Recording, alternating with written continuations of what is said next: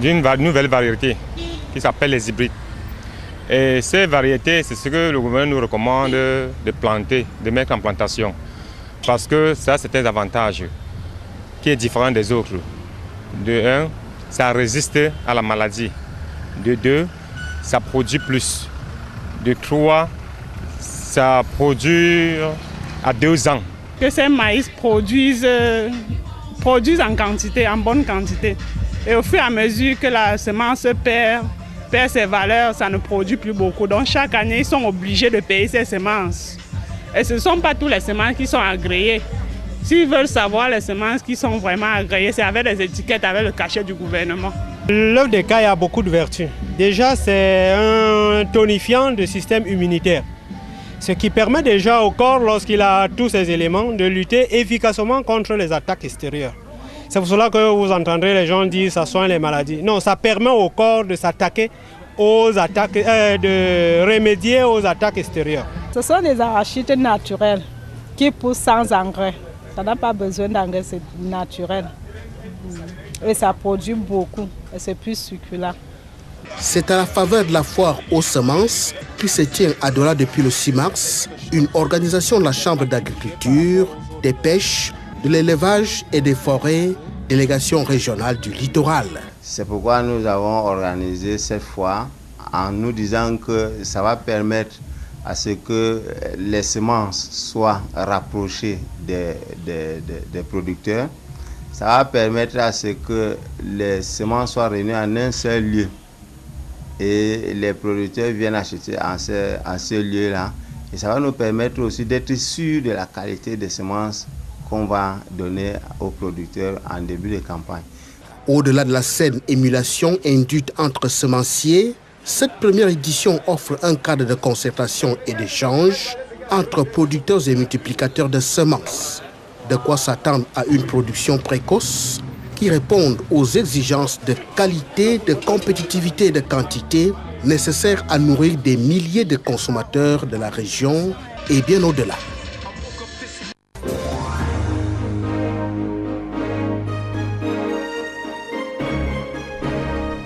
Alors, docteur, on avait dans ce reportage la Chambre d'agriculture qui lançait pour la toute première fois au Cameroun la toute première édition de la foire aux semences. On a pu le voir, beaucoup de marchandises ont été exposées, mais on a vu très peu d'importateurs. Pourquoi selon vous? Je crois que quelque chose que nous devons souligner, c'est qu'on doit apprendre à se vendre. Et je vais vous dire quelque chose. Là où j'ai vu aux États-Unis, si je veux manger de la banane, vous parliez de banane tantôt, si je veux la banane planteur, le mi-soleil, comme on le dit à Douala, je l'ai à tout moment. Si je veux manger le manioc, je l'ai à tout moment. Donc, je crois qu'on doit apprendre à se vendre vers l'extérieur. On doit apprendre à présenter, et surtout que maintenant avec les semences, ça veut dire que les processus de production, c'est un peu plus rapide, c'est un peu plus contrôlé. Donc, c'est une opportunité à saisir et commencer réellement à se présenter vers ces marchés-là. Et l'une des choses qu'on voudrait aussi mettre, qu'on met à la disposition des sociétés, des entreprises camerounaises, c'est une banque de données dirigée vers les États-Unis. Vous présentez ce que vous pouvez faire, vos capacités, et ça va nous permettre, donc, je suis sur une bonne photo avec le manioc et tout le reste, pourquoi pas, comment le préparer? C'est ça qui va aiguiser l'Américain. N'oubliez pas, le manioc, c'est les tubercules, c'est superbe, ça a des fibres. C'est bon pour la santé. Mais docteur, on a aussi suivi quelques exposants qui se plaignaient du fait de ne pas avoir assez de visibilité.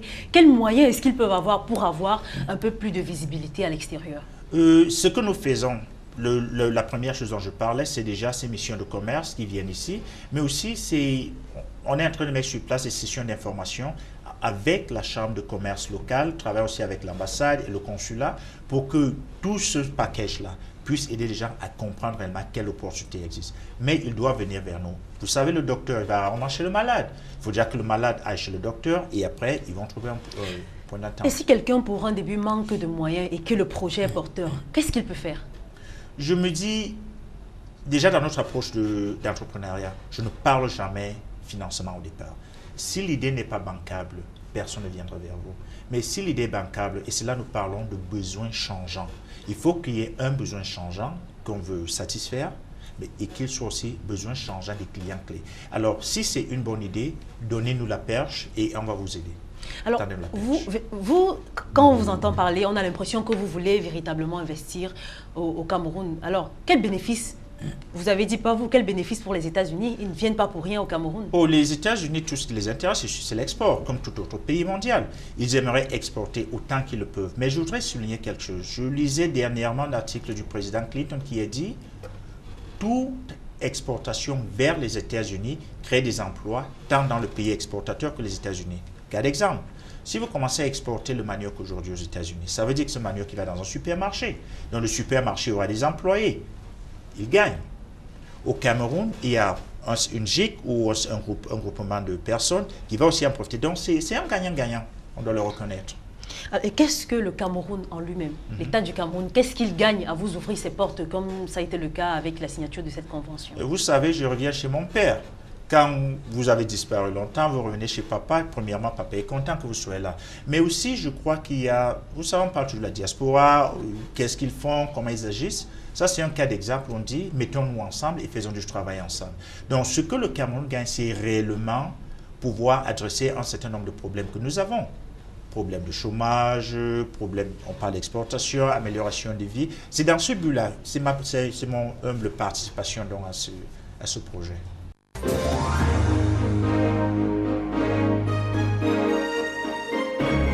Alors, dans les mois à venir, c'est bien, vous avez signé ce partenariat. Quelles sont les actions que vous aurez à mener concrètement dans les mois à venir? J'aime le fait que vous parliez de concrètement. Vous savez, la méthode américaine, c'est le how-to. C'est une étape. Donc, pendant les 2 prochains mois, première chose que nous allons faire, c'est conduire la mission de commerce dont j'ai parlé. Elle sera une mission de commerce tant pour le Cameroun que pour le Gabon. Vous me parliez des autres pays africains. Donc, nous essayons d'aller dans au Cameroun, au Gabon, et après, ce sera sûrement dans d'autres pays. Elle aura 20 à 30 hommes d'affaires américains. Les domaines, c'est l'agriculture, l'énergie, la santé, l'éducation. Et c'est du 21 au 26 au Cameroun et du 27 au 2 mai au Gabon. Nous souhaitons que le maximum d'hommes d'affaires camerounais participent car c'est une opportunité unique. La deuxième chose que nous aimerions voir, c'est que beaucoup de gens se tournent vers la Chambre de commerce et qu'ils adhèrent donc à cette banque de données dont nous parlons. Car si on ne peut pas vous vendre, vous me demandiez tantôt, comment est-ce que les Camerounais pourraient profiter du marché américain? C'est ça l'entrée vers le marché américain. Travailler avec notre relais local et on va vous y amener.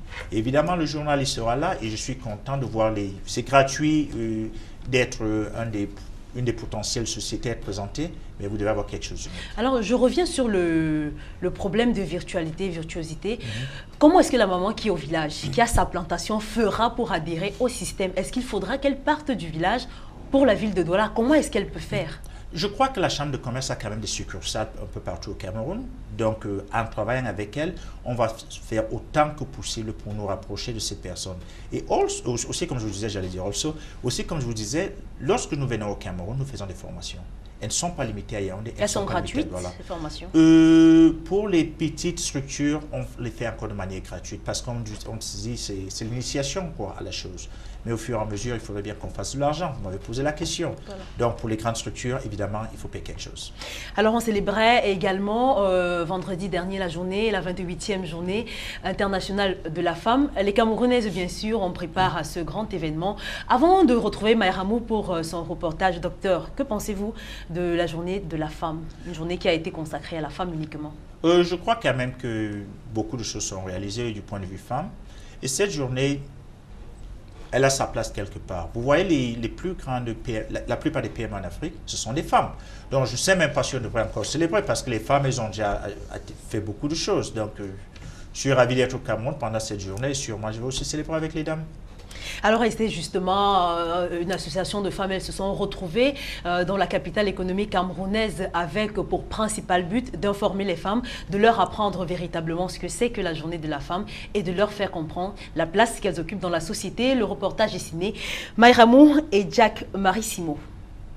Comprendre la notion de genre, l'analyser dans les médias camerounais et développer des stratégies de renforcement de l'équité et l'égalité dans le milieu journalistique, tout en profilant des plans d'action, des axes développés par un groupe de femmes journalistes de la ville de Douala et les responsables du mouvement Cameroun au Bosso.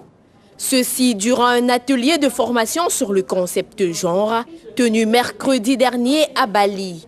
Au fil des échanges, Même constat criard, les femmes constituant 52% de la population du Cameroun restent encore peu représentatives dans les sphères décisionnelles.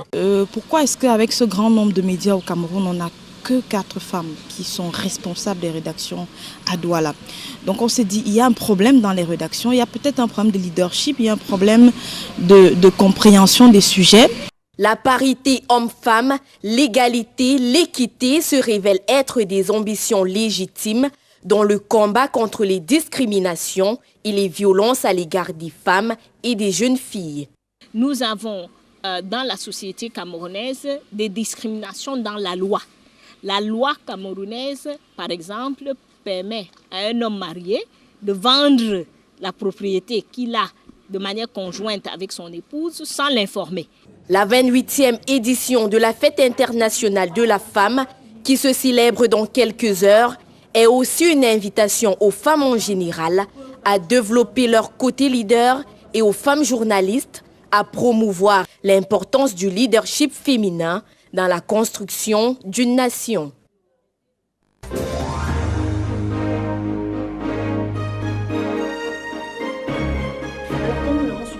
Dans ce reportage que nous ont proposé Maïramou et Jack Simo, il s'agissait pour les femmes journalistes de la ville de Douala. Elles se sont regroupées de façon à pouvoir véritablement débattre sur le thème. Et puis pour parler de cette 28e édition de la Journée internationale de la femme, nous recevons Jeanne Essousoua, elle est chef d'entreprise. Bonjour madame, bonne fête et bienvenue sur ce plateau. Merci.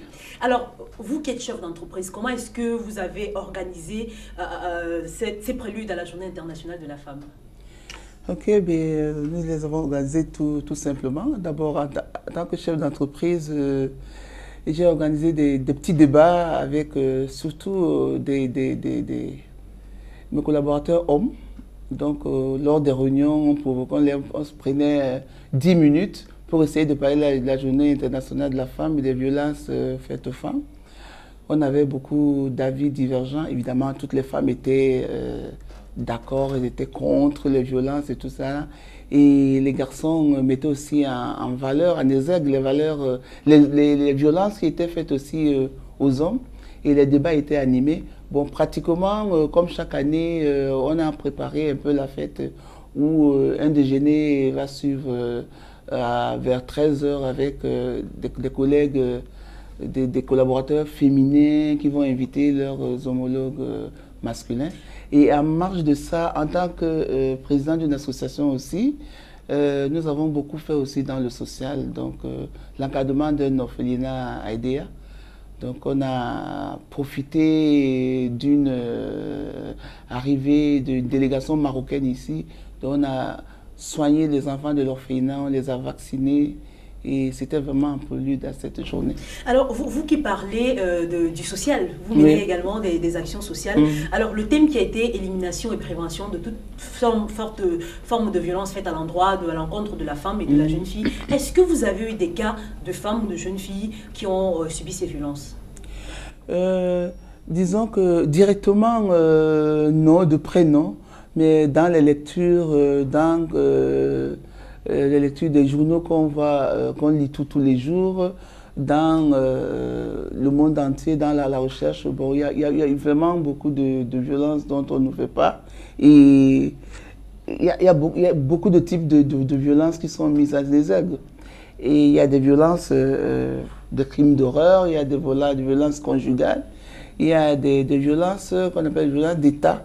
C'est-à-dire que des choses qui se passent, par exemple, dans un état, des horreurs, des viols collectifs, par exemple, des troupes sur des femmes qui sont tolérées, par exemple, toutes ces violences-là, les violences culturelles, par exemple, comme l'excision et tout ça là, dont le débat n'est pas toujours aisé, parce que entre culture et violence, il faudrait savoir. Alors, exactement. On a également vu, madame, qu'il y a deux sortes de violences, les majeures, physiques et morales. Et je crois que les violences physiques, on les voit partout dans nos quartiers. Les hommes qui tabassent leurs femmes, les mamans qui tabassent leurs enfants, qui repassent même les enfants avec...